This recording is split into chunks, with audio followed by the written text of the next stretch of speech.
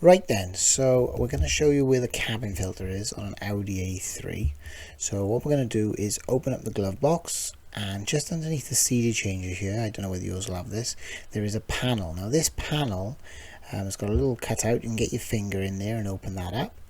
And then when we remove that panel, you'll see the fuse box on the left, and the cover for the pollen filter is just on your right. It's a real simple one, this guy. So all we got to do is we got these 3 catches along the top. Now it does take 2 hands, I had to get the camera out of the way to do this one, but basically you're going to unclip them 3 catches as you pull the flap, and it will hinge out. Now you can see this one is full of debris.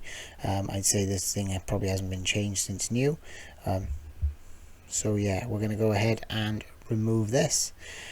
And then what we noticed is it hits the inside of the glove box on the right hand side. So I'm just going to bend the filter over a little bit just to allow it to come out. Obviously it will make a bit of a mess if it's full up like this one.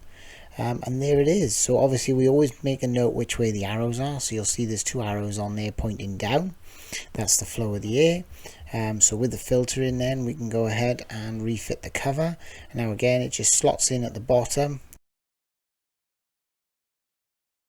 and then we just hinge it in and give it a firm click into place, and that should lock the door on. And there we have it. So now we'll go ahead and put this cover back on. Like I said, if you need to get to any fuses, it's behind this cover as well. So we slot that in on the left hand side and then clip it in, and that is pretty much it. So obviously I will give the glove box a bit of a clean out, but yeah, thanks for watching, guys. I hope this helps. And if you get value from this video, hit the like button and subscribe to support this channel.